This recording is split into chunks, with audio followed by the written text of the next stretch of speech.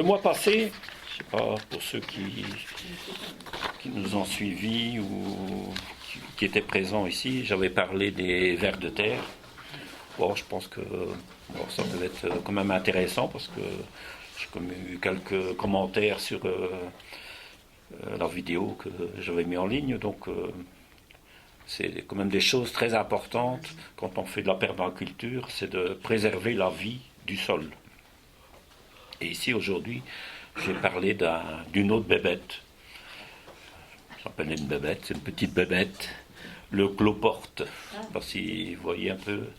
Alors, c'est pas vraiment un insecte.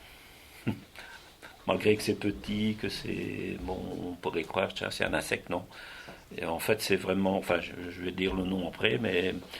Et alors, on le retrouve assez souvent dans nos jardins, mais aussi parfois dans les caves et dans les remises humides. Et c'est d'où son nom, on l'appelle communément cochon de cave, des cochons de cave, ou des cochons de mur, des murs humides, hein, évidemment. Et donc ça affectionne particulièrement l'humidité. Et ça a besoin de l'humidité pour survivre.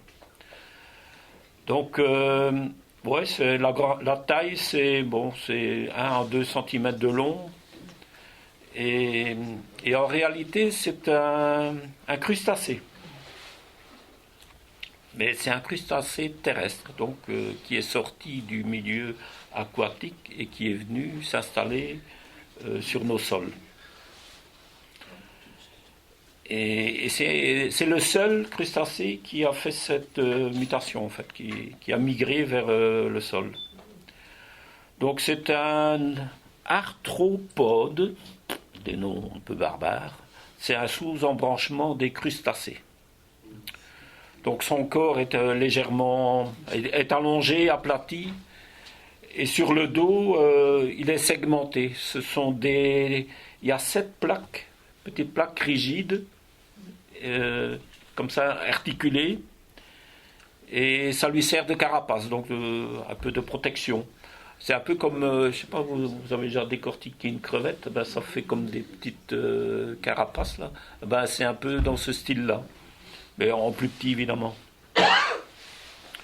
Et alors, il se met en boule quand il sent une menace. Donc, par exemple, le cloporte, quand vous le touchez comme ça, souvent il se met en boule.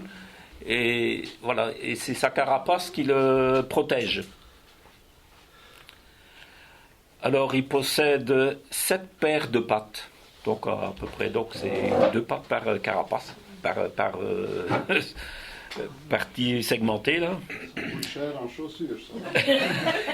Ouais. Et je dirais même des bottes parce qu'il est toujours dans l'humidité. Et alors, il y a des antennes courtes et segmentées. Ça, bien sûr, c'est sur l'avant du corps. Bon, la couleur, c'est gris foncé à l'âge adulte. Mais quand il est tout jeune, plus petit, des bébés cloportes, c'est plutôt vers le rose, brun, gris, comme ça.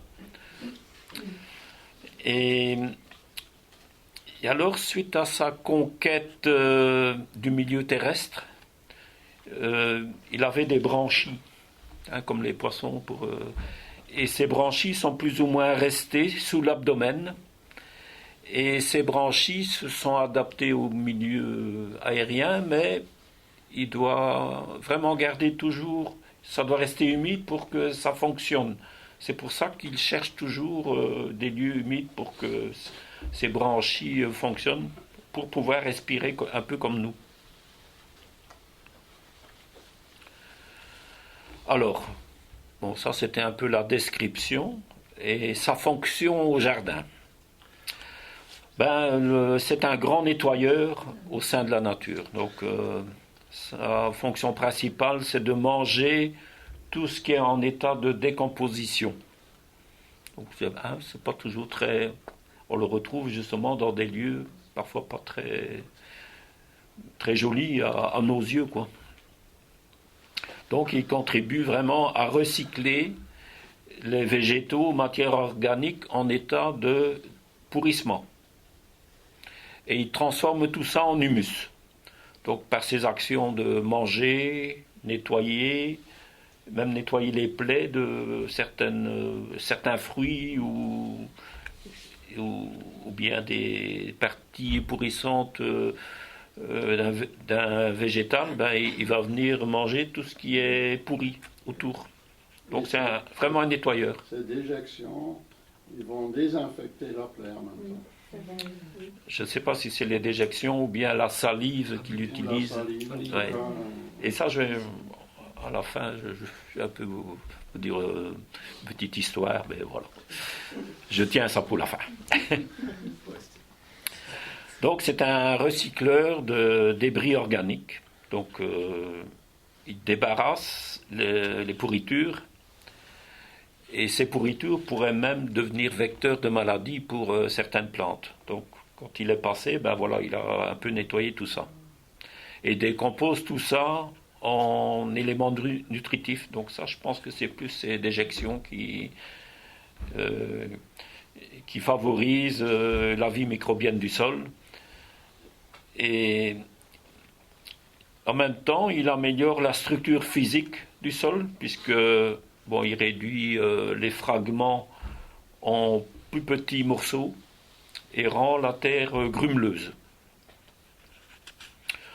Bien sûr, il ne fait pas des galeries comme les vers de terre, donc il reste plus en surface, mais malgré tout, par ses déplacements, il agit quand même et fait de légères galeries, remue un peu tout ce qui est intéressant pour lui.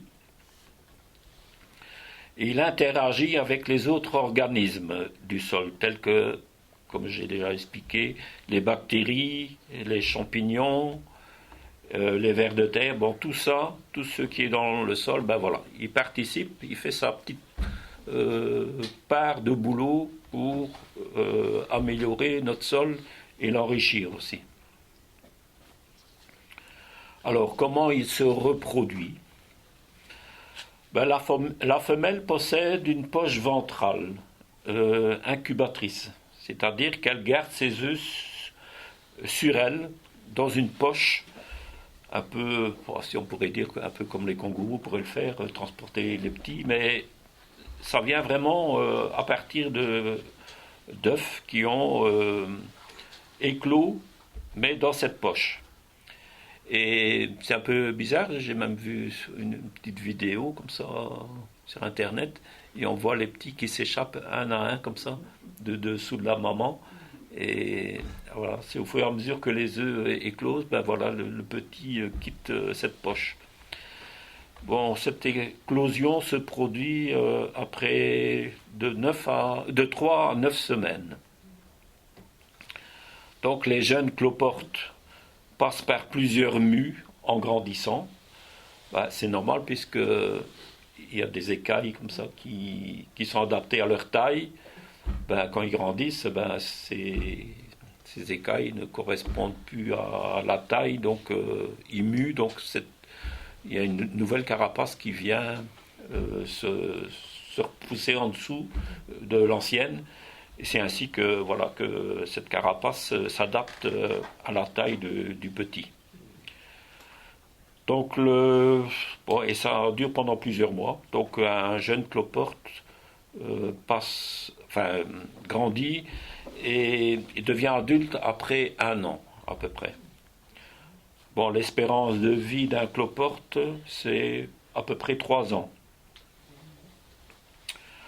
Il affectionne les températures modérées, donc entre 15 et 25 degrés. Donc maintenant, c'est un peu compliqué à les trouver.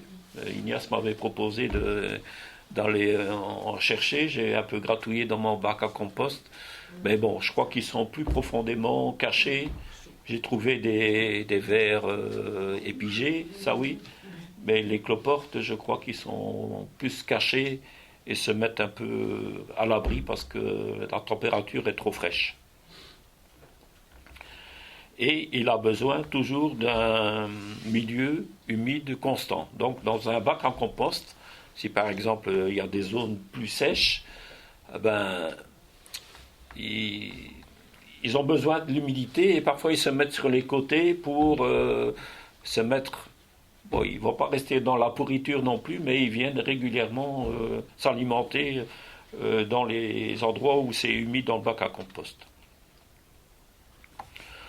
Donc j'ai un peu dit, son alimentation, c'est des matières mortes végétales. Ça peut être les feuilles tombées des arbres, des morceaux de bois en décomposition, même dans les champignons parfois on peut le retrouver, dans les lichens, les mousses végétales, et toute partie pourrissante, par exemple des fruits, suite à une blessure ou un coup de bec d'oiseau, ou un fruit qui est tombé au sol, ben voilà, vous allez pouvoir le retrouver là-dedans aussi. De là, les gens qui observent un peu moins bien, ils disent ouais, voilà, ils viennent attaquer les fruits. C'est pas tout à fait vrai, et ça je vais vous le dire ici à la fin. Donc son habitat, c'est les. Donc il cherche une humidité constante et se cache le jour. Pourquoi? Parce que les rayons du soleil peuvent le déshydrater. Et bon, malgré tout, il a développé une cuticule cireuse sur la carapace. Donc, c'est-à-dire que la carapace, il y a une partie cireuse au-dessus qui limite l'évaporation. Donc, ça garde un peu l'humidité. Mais donc, si par exemple vous découvrez un nid de cloporte, ben, sous une pierre, ben, après remettez la pierre parce que c'est là qu'ils sont, ne les laissez pas en plein soleil parce que d'office ils vont devoir chercher un autre abri. Donc voilà, c'est un peu une façon de respecter leur habitat et pas vouloir tout nettoyer à tout prix parce que ils font leur boulot aussi au sein du jardin. Donc sous les pierres, mais aussi dans les interstices de vieux murs, des planches posées au sol, bac à compost, sous les pots de fleurs, par exemple. On le retrouve aussi facilement. Donc ils sont plutôt nocturnes. Ils sortent plus la nuit.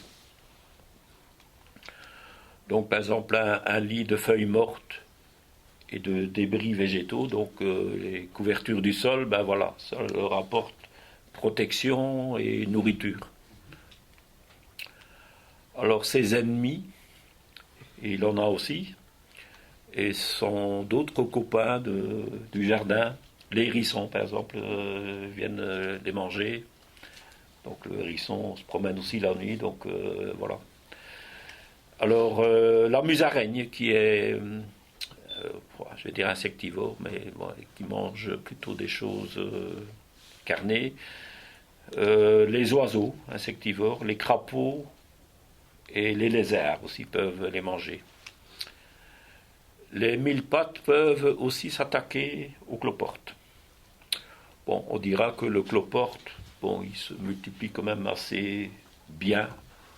Donc, il y a toujours un équilibre qui s'installe au jardin. Donc, faut pas forcément chasser les hérissons parce que vous voulez protéger vos cloportes. Le tout, c'est de les laisser dans leur cachette et de ne pas les découvrir, les laisser faire leur vie. Alors, bon, je crois que à la question, les cloportes sont-ils nuisibles? Je crois que tout le monde aura compris qu'ils sont souvent accusés à tort de l'être, parce qu'on le retrouve bien sûr dans certains fruits. Mais alors, c'est souvent en raison de leur apparence, parce que c'est bon, c'est un peu gris, bleuâtre, un peu bon, avec beaucoup de pattes comme ça qui sont là dans la crasse. Alors on dit ouais, c'est des sales bêtes. Et alors ils ont aussi un peu une habitude ils vivent pas seuls, ils sont en grand groupe. Donc alors on a l'impression d'être envahis. Hein. Nous les grandes bêtes là, on pense qu'on est envahis par les petites bêtes. Alors ils prospectent souvent des lieux humides et peu ragoûtants. Donc ça aussi ça nous repousse un peu. Alors c'est qui nous horripile le plus peut-être pour les maniaques. C'est quand ils viennent à l'intérieur des maisons, mais ils viennent surtout aux endroits humides. Donc, par exemple, une cave ou une remise ou un garage où il y a des lieux humides et qui a peut-être moyen de pour se protéger, mais peut-être qu'il y a des choses qui pourrissent et qui viennent nettoyer en fait. Voilà, pour nous, c'est aussi un signe qu'ils viennent nous envahir, quoi. Donc voilà, on a un petit peu peur de tout ça, nous les grandes bêtes. Alors, j'en viens à la petite histoire que Josine Cardon aimait bien raconter, surtout lorsqu'on avait des enfants qui venaient visiter le jardin. Alors, elle racontait cette petite anecdote, et c'est même une expérience à réaliser. Elle leur disait, un coup de grêle a provoqué une tache brune sur une belle pomme. En septembre, avec la chaleur, elle risque rapidement de pourrir. Introduite dans cette bulle brune pourrissante, une famille de cloportes est au travail, grignotant ardemment les parties nécrosées. Nous entendons, nous observons, ce que souvent on a plutôt tendance à agir tout de suite. Et après, un jour ou deux, la tache a complètement disparu. Les cloportes sont sorties, ont quitté le fruit. Le fruit présente un creux parfaitement net, vert pâle. Et nous pouvons manger la pomme même après 2 ou 3 semaines et plus rien ne s'est produit. Il n'y a plus de pourriture. Donc, le travail des cloportes a cicatrisé cette plaie.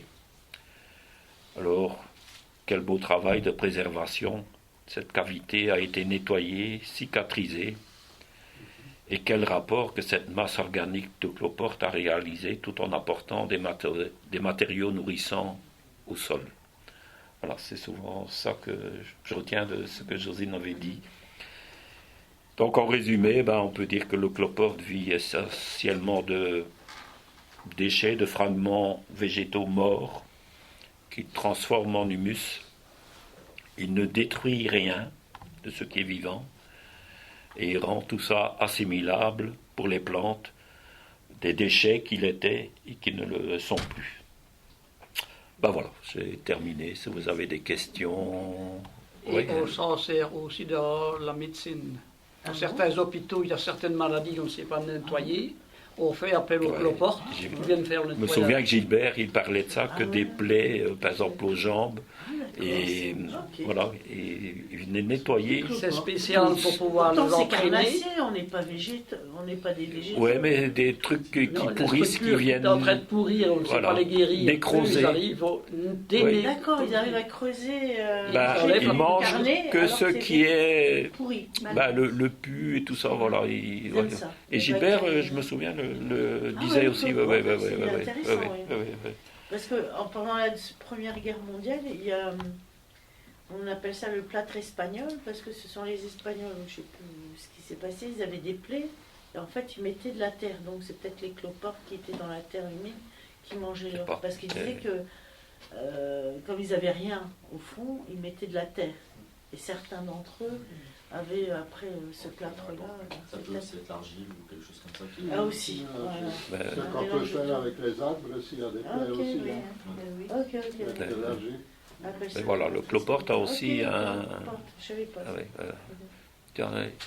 Justin, oui. Moi, c'est pas une question, c'est plus une petite observation. On a 2 petites espèces assez... pas communes, mais deux espèces. Il y a plusieurs espèces, avec beaucoup d'espèces. On a 228 en France. Ah oui. Et c'est pas les plus forts. Oui. Et du coup, on a l'espèce du cloporte rugueux et le cloporte commun. Et la différence entre les deux, ça va être surtout la surface des segmentations qui va être soit rugueuse ou soit un peu plus lisse. Et ils ont une méthode de défense pour éviter certains prédateurs ou quelque chose comme ça, ou un excès de chaleur pour l'humidité. Le rugueux, ça va être de se mettre en boule un peu comme ça. Ouais. Et donc lui, ça va être l'espèce rugueuse. Si on tombe sur un cloporte qui est en boule, c'est une espèce rugueuse, c'est un cloporte rugueux. Et si l'espèce commun, par contre, lui, doit fuir, il finira juste par courir et Ah ouais. s'échapper. Lui, il n'a Ah pas ouais. d'autre moyen pour soit se défendre ou soit garder son humidité sur lui. Parce que j'en ai déjà vu des deux, donc je Ouais. pensais que c'était le même, mais non. Non, c'est pas Mais c'est vrai qu'il y a peut-être des couleurs différentes, c'est peut-être un peu plus ça, brun, je pense. sais pas. Mais ils font partie des isopodes, ça c'est leur ordre. Leur sous-classe, c'est Malacostracées comme les crevettes. C'est comme les creux. Ouais. Du coup, c'est intéressant à remarquer qu'on est vraiment dans les isopodes, en tout cas, c'est uniquement cloporte qui règne sur la Terre. Par contre, dans l'eau, ça va être vraiment soit eau douce, soit eau salée, et là, du coup, on va trouver différents. Au niveau des crustacés, c'est Les ça. crustacés, ouais. on mange tout, ça me fait plaisir. Donc il y a quand même beaucoup de choses, parce que bon, on dit que la vie à la Terre, en fait, c'était couvert d'eau, et qu'il y a beaucoup, les végétaux sont venus aussi de la mer, enfin des océans, d'abord sous forme d'algues, et après, ça a mis des millions d'années pour faire ça. Mais voilà, ça a conquis le sol, et voilà, et nous apparemment, on serait aussi issus de la mer, en fait. Mais allez, ça a duré très très très longtemps, ces évolutions. Nous, je ne sais pas comment les scientifiques peuvent affirmer ça, mais bon, voilà, il y a quand même des constatations qui sont faites. Et on peut bien se dire que, voilà, nous, à notre petite vie de 60, 70 ans, 80 ans, on se limite à ça, mais quand on voit l'évolution qu'il y a eu au niveau de la Terre, et aussi le niveau de dégradation que l'on fait maintenant, c'est incroyable. On tue des espèces qui existent déjà depuis très très longtemps, et un peu à la fois ça disparaît. C'est aussi un peu, il y a un cycle naturel qui se fait comme ça aussi, qu'il y a des choses comme les mammouths et tout ça, voilà, ils sont disparus. Mais voilà, il y a aussi l'action humaine. Donc nous, avec nos pesticides, on tue quand même beaucoup de choses. Oui.